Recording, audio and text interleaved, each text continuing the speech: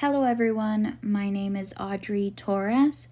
Welcome to my presentation on ethics and the international community.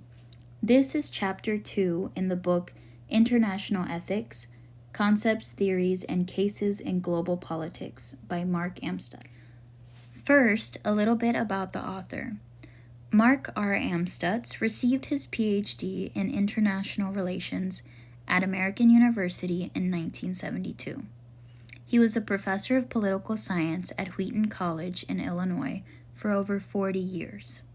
His area of expertise includes political science education, ethics, and international relations.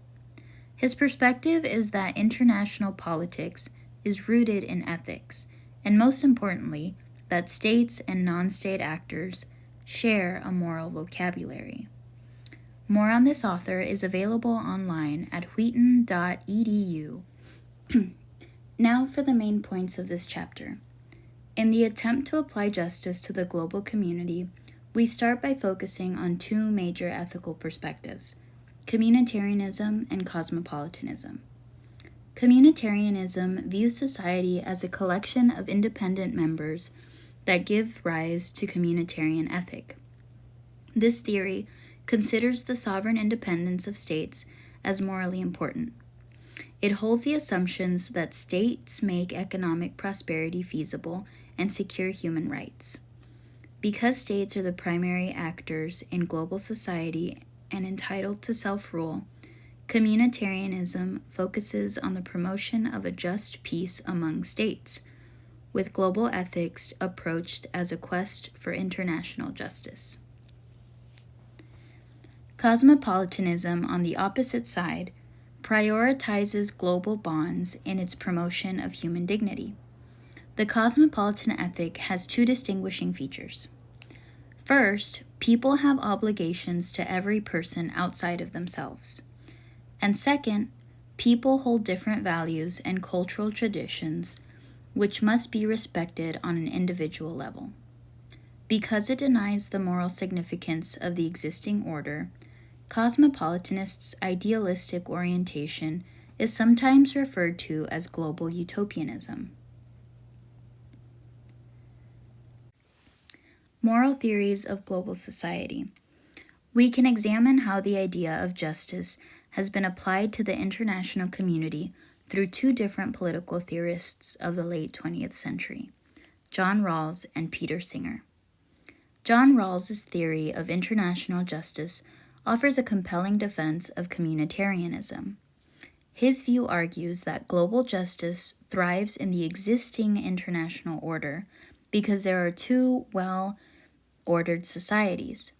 These societies are liberal peoples, or democratic states, and decent hierarchical peoples, or non-democratic states.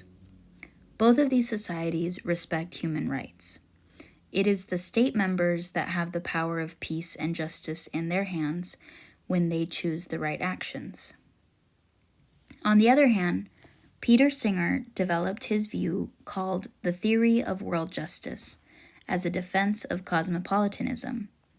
This view promotes an alternative global system where sovereignty is not ethically significant because state sovereignty confines people's interests and obligations. Individuals and the international community.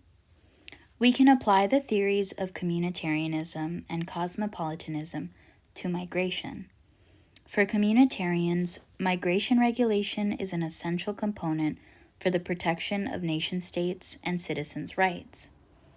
However, for cosmopolitans, the rise of international economic inequalities and the persistence of human suffering in failing states translates to the advocacy for open migration so that people can move to more stable societies. Amstutz examines the issue of international migration and, within that, the care of refugees. These issues are then illustrated with case studies. Regulating migration. The Universal Declaration of Human Rights accepts the right for people to leave their homeland as fundamental. However, The freedom to leave does not guarantee an automatic, unearned citizenship. A significant argument for the ethics of border regulation has come from Michael Walzer, who argues that border regulation is necessary in order for communities to protect their distinctive cultural, social, and political features, and to seek to protect those distinctive qualities through immigration controls. At the same time, political communities, he suggests, have a moral obligation to strangers, especially those who suffer persecution and destitution. Historically, there have been many challenges to U.S. immigration policy. The first attempts at immigration regulation resulted in discrimination, focusing on ethnic and cultural status quo. Reformation to these policies resulted in major changes in immigration patterns. The existing international system gives sovereign states the legal and moral right to regulate immigration. Amstutz argues that although morality is important in developing a prudent admissions policy, it is not sufficient. Because moral considerations are only one element of a multidimensional process, migration issues cannot be defined only in terms of morality, but must incorporate the social, economic, and cultural concerns of citizens as well. Refugees. Although scholars and public officials generally agree that states bear a moral obligation to care for foreigners in need, there is little agreement on the nature and scope of humanitarian assistance that should be provided, especially to refugees. The European refugee crisis highlights some important moral challenges of how to respond to increased refugee migration. One important issue is how to reconcile short-term humanitarian needs with long-term sustainable development policies. Only when the rebuilding of political community commences are the displaced migrants likely to begin returning home. If political reconciliation is not feasible, then refugees will continue living in neighboring refugee settlements, or, if necessary, pursue resettlement in a foreign country. Strengths and weaknesses. For the strengths, this chapter is strong in its focus because of the complexity this topic can branch into. The areas discussed are well defined and digestible. The explanation of key terms also use effective examples to further confirm understanding.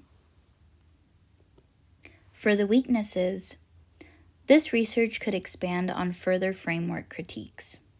First, although there are brief mentions of the shortcomings of both communitarianism and cosmopolitanism, the lack of criticism for liberalism as a basis for these theories leaves information gaps that could have added more depth to the impracticality and failures of these views.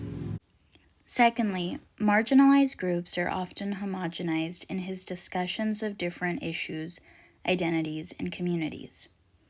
Also, Amstutz could benefit from an update to the vocabulary in this chapter. He uses the term illegal alien in reference to undocumented immigrants. This term divides and dehumanizes communities and perpetuates legal inaccuracies. The research strategy could improve for this chapter as well. There is certainly room for more collaboration by Amstutz with communities or individuals affected by the issues presented. He references many theorists, government responses, even NGO perspectives, but his work would benefit from sources that have been more directly affected by the crisis he seeks to examine. This could include interviews from immigrants and refugees that give insight to the failures, successes, and missing elements from a first-hand experience. Questions. Number 1. What commentary would a cosmopolitanist have on any aspect of the current COVID-19 global health crisis? Number 2. Would refugee integration policies be more beneficial than refugee camps? Why or why not? Number 3. What aspects of this conversation can you save to connect to issues we will talk about later in the semester? For example, ethics of war, foreign intervention, interrogation, etc. Thank you so much for your time. If you have any questions or comments, please feel free to write them either here or on the discussion board or as a message on Canvas.